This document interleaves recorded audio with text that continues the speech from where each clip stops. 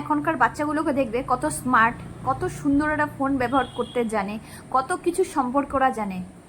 আর আমরা আমরা যখন ছোট ছিলাম, আমরা ছাগলের বাচ্চা, গাধার বাচ্চা ছিলাম, ভোদাই ছিলাম।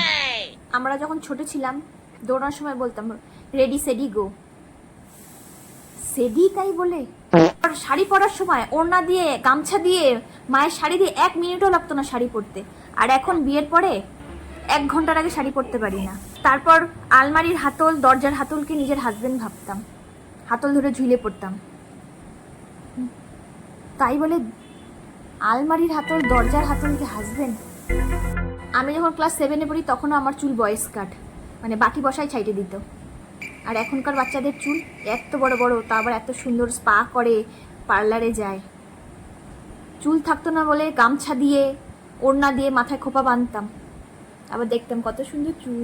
তারপরে আমাদের কাছে ছিল টাকা মানে হচ্ছে গাছের পাতা। এগুলা করতে করতে মাঝে মাঝে বাড়ির লোকের কাছে ধরা পড়ে যেত। তারপর উফ, যা প্রেস্টিজ, মুখ দেখাতে পারতাম না।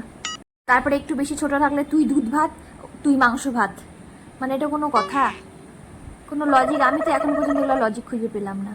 কিন্তু হ্যাঁ, আমরা আমাদের ছোটোবেলাটাকে খুব এনজয় করেছি, আমরা মন খুলে বেঁচেছি।